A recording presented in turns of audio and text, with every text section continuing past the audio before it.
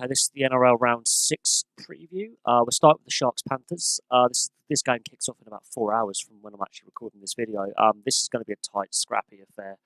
Both sides haven't been very fluid or fluent so far this season. The Panthers are having difficulty with their backline scoring, and the Sharks have just not been as fluid as they should be with the talent they have in that squad, although the Sharks off-season has been very disruptive with the salary cap breach. Whoever wins this game is going to be making the fewest mistakes. The Panthers and the Sharks, a lot of drop ball. They're not really firing on full cylinders. Now, my second team in the NRL is the Sharks. But as I say, the team that will win this game and will take the points is the team that makes the fewest errors. The Panthers, every game I've seen of them, even the games they've won, they've been scrappy, error-strewn, lack of flow, lack of intensity, and their backline needs to click. The Sharks, Sean Johnson is a great addition. Is he fully bedding in with this side? That's something we've got to see as time progresses. So that one is going to be, I think, what I would say too close to call. It's one of several games this weekend that I think will be too close to call when it comes to saying one team is more favoured than the other. Game 2 of the weekend is the Bulldogs versus the Rabbitohs. I can only personally see one winner out of this, and that is the South Sydney Rabbitohs. The Bulldogs getting hammered last weekend. They've been on the back end of a few heavy defeats. The Rabbitohs solid throughout. The Burgess brothers, Sam is clearly a leader, but George and Tom are also becoming part of that leadership group, and of course they work very well with Wayne Bennett with England. So Wayne Bennett has had a really good bedding in period. He only lost one game with the Bunnies so far. His message is getting brought to the team, across the team really well. They're buying into Wayne Bennett's style. Obviously, Greg Inglis is now retired, but I think that doesn't affect the Bunnies really. Greg Inglis has been suffering a lot of injuries in the last 4 or 5 years. He hasn't played regularly. So while Greg Inglis has retired, it doesn't affect the Bunnies. I think it might motivate them to win for him because he's been such an important part of that team for the last decade. The Bulldogs, they're lacking Dylan Napa. He's injured, ankle injury. And they're also lacking a little bit of leadership. I keep saying this week in, week out, they're a very young, inexperienced team that's gone through a lot of experienced players leaving, a lot of leaders leaving. Their spine has only got about 30 appearances between the two halves and the fullback. So they don't have a lot of experience in key positions, and that is a massive, massive concern. Their edge defence is not great either. They're getting bullied up front. The Bunnies have some big, powerful, experienced forwards. I can't see anything but a heavy, heavy defeat for the Bulldogs in this game. Even though they're at home, the Bunnies, they are going to be too powerful for them, in my view. The Storm Roosters, I think, is the game of the weekend. The Melbourne Storm, while they've won every game, they haven't blown any teams out by a lot of points. They've all been close games, hard-fought games. Now, the Storm, the reason why they win is they control the pace of the game, they control the possession, they control the territory. The Roosters, apart from that opening round defeat, they have been fluid. They've clicked together. They've got those new players like Angus Crichton, who's started the season not fully fit, really now playing big minutes. They've absorbed the loss of Blake Ferguson, for example, and Dylan Napa and Aidan Guerra by promoting some other really good, powerful forwards. Cooper Cronk still pulling the strings, even with a rebuilt shoulder that's held together with pins. They really do have a solid side. This is the last 2 grand final winners. This is the grand final rematch. You couldn't ask for a bigger match at this stage of the season. I think this could be one of the games of the season, if not the game of the round. The Roosters do have a very, very good chance of upsetting the Storm, but they are away from home. They are at Amy Park. The Storm have a very, very good record at home. It's very, very hard for any side to go into Melbourne and beat them. So it's going to be, I think this will be a lot closer game than I think the Roosters would like. I think the Roosters would like to get into a lead and build a lead. The Storm keep games close. They're not blowing teams out, so they're being efficient. Could that come back to bite them at some point? Possibly. They could they've got the talent on the wings to score more points. Vunivalu and Adokar can score tries at will at times. With the amount of talent they have in the outside backs, the Storm should be scoring more points. They really should, but they don't. Could that be something that bites them in the arse later on? I know they're efficient. I know they control the pace of the game, but the Roosters are not some of the other teams that have played the Storm this season. That's going to be a good game, really good game. That could be a really tight affair. That might even go to golden point. That could even end up being a draw. That's how tight that game is. Then we go on to the Warriors Cowboys. The Warriors are at home. We've seen what the Warriors can do at home. The Cowboys are really struggling this season. One win. I have to go with the Warriors on this one. The Warriors' defence has tightened up in the last couple of rounds. They've got some big wins in there as well. The Warriors can score a lot of tries very quickly. The Cowboys are really one of the worst defences in the competition so far. They've really got to tighten up and quick. They are away from home. They're in New Zealand. It's going to be a tough ask for the Cowboys to get anything out of this game with how they're playing. The Warriors, they seem to have adapted well to the loss of Sean Johnson in the halves. While the halves pairings are inexperienced, it's not affecting the team. It's not affecting the team as much as would be expected. They've really got they've got Adam Blair leading the side as well in there. You've got Tohu Harris. They've got some big name players now part of this side who've won a lot over the Tasmans. So this Warriors side is not as soft as it once was, let's just say. The Cowboys, they are missing Jonathan Thurston. There is no doubt on that. But their defence needs to tighten up if they have any chance of getting something out of this game. And that means some of their big-name players have to step up.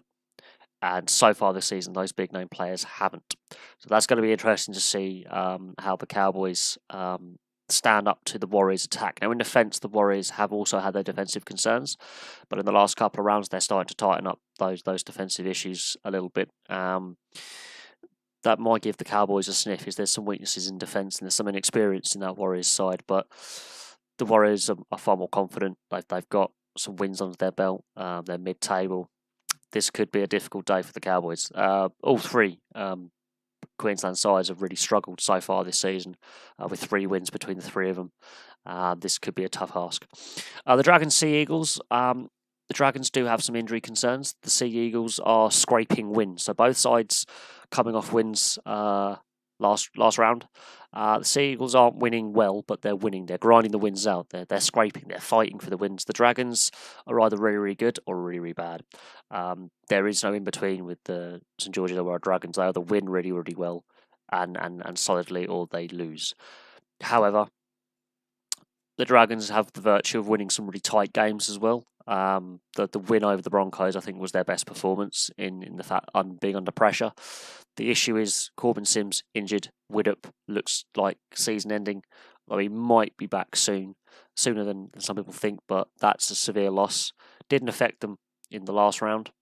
So Corey Norman's going to have and Hunt are going to have a big part to play in how the Dragons play. The Sea Eagles,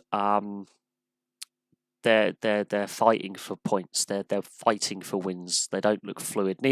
At times the Dragons don't look 100% fluid, but when they get going, when they click, they can score tries, as proven against the Bulldogs at will. So I think I'm favouring the Dragons in this one. They've had a decent start to the season with all the off-field dramas with Jack DeBellin and all the injuries they've had to some key players, key leaders. The Sea Eagles, they're reeling still from their salary cap breach as well. While I think they'll make it difficult and be hard to play against, they are away from home. They're against a team that's confident and in form. Even though they've been winning games, they're not winning fluid. They're not winning well. They're not winning by a big margin. They're having to scrape for the wins. I'm going with the Dragons in this one. Hopefully there's no more injuries for the Dragons, because Corbin Sims being out in that forward pack is a big loss, and Vaughan being an injury concern with that ankle as well. That's 2 big name players out that forward pack that are missing. But we'll see if that has an effect on the game. The first couple of rounds missing Corbin Sims had an effect. They did lack a little bit of power up front. So it's going to be interesting to see how the Dragons adapt to all those losses and injuries. Sea Eagles, Cherry Evans really needs to step up as a leader. I've been saying this for a while. He's a very talented player, but he needs to really tap into that talent and put a shift in. The Travojeviches are again important.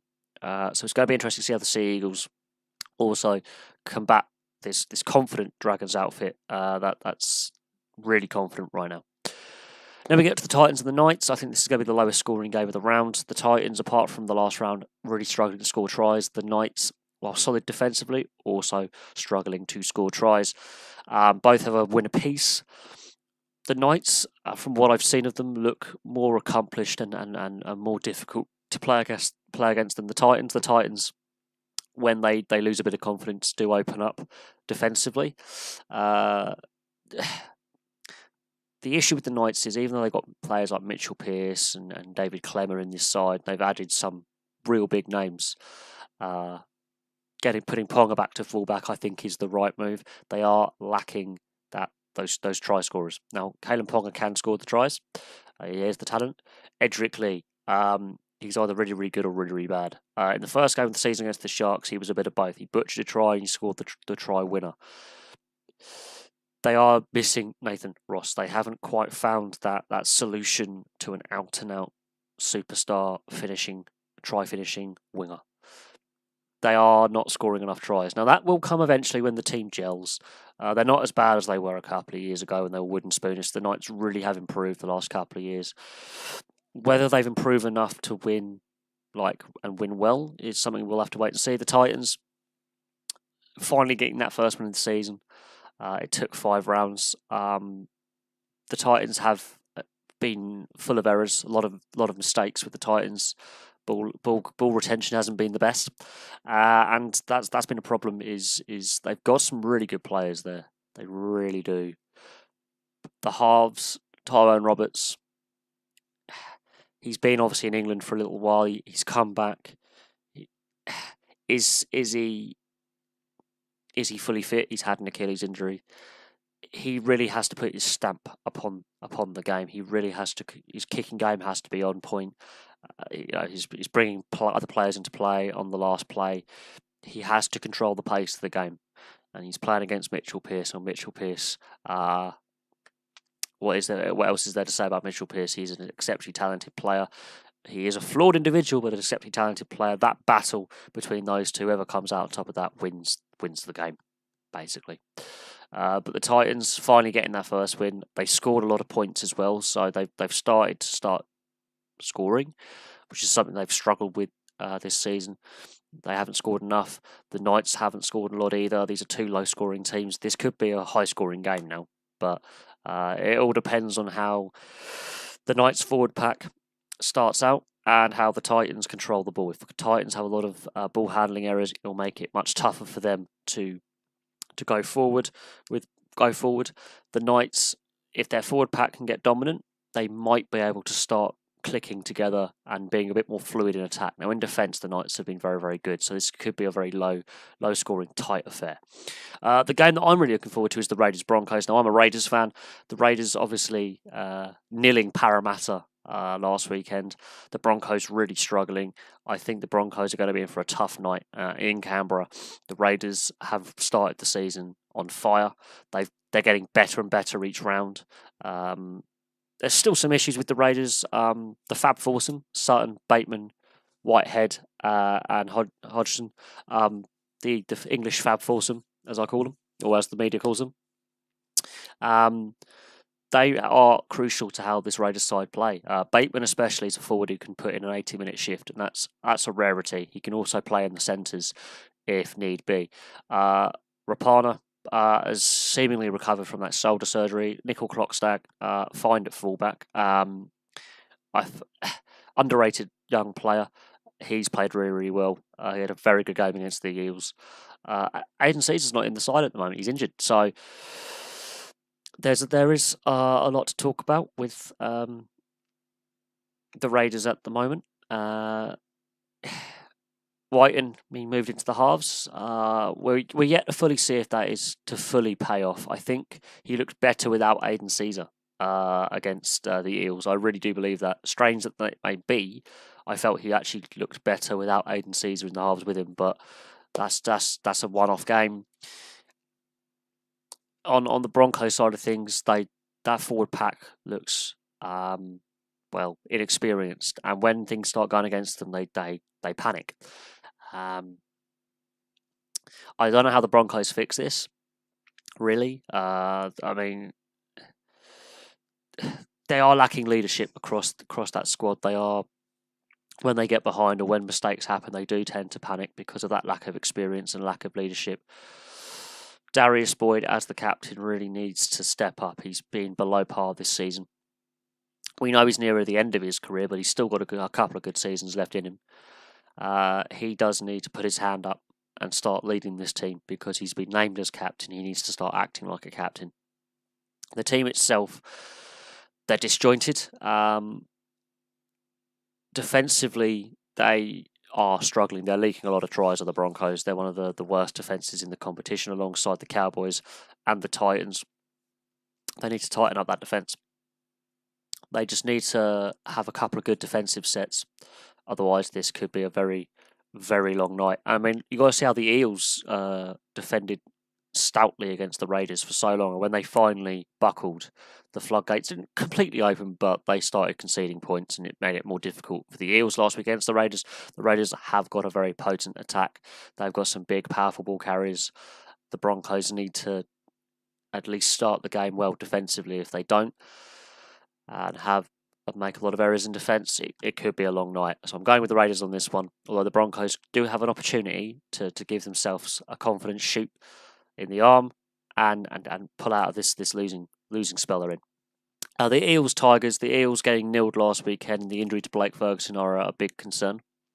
Big concern. They weren't fluid last weekend. Blake Ferguson going off with some rib injury. That's a blow for the Eels because he's had a very positive impact since he joined the team. The Tigers, they've had a really good start to the season. Both of these sides have started the season better than expected. And it's a difficult one. Not going to lie, it is a difficult one to predict, this one. This could be a tight game. Mitch Moses has improved massively as a halfback since he was at the Tigers. This is really the Mitch Moses game, really. The Eels, though, they are going to miss Blake Ferguson. That is a massive blow. He's not the only injury they've got. They've got a few others. So other players are going to need to step up. Clint Gutherson's really going to have a performance of his life on the Tigers side of things. Benji Marshall, if he's in the squad, he could be important.